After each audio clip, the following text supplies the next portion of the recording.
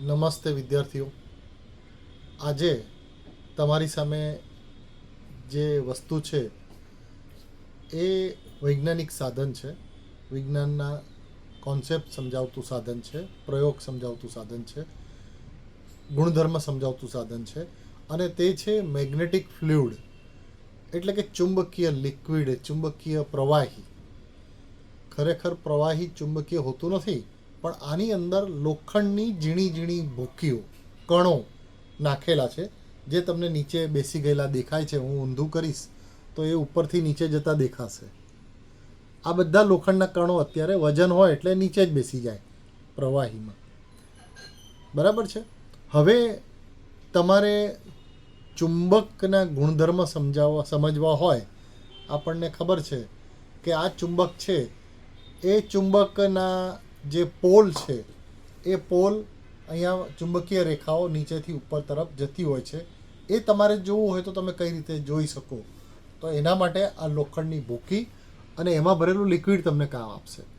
તમે જોશો તો અહીંયાથી હું આ મેગ્નેટ અંદર નાખું છું, અને જેવું અંદર નાખીશ તો અંદર તમે જુઓ તો એની જે મેગ્નેટની ભૂકીઓ છે એનો આકાર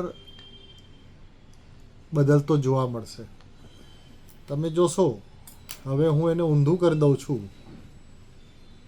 તો એ લોખંડની ભૂકી નીચે નહીં આવે, પણ ધીરે ધીરે ચુંબકીય રેખાઓ જે તરફ છે એ તરફ એ ગોઠવાઈ જશે.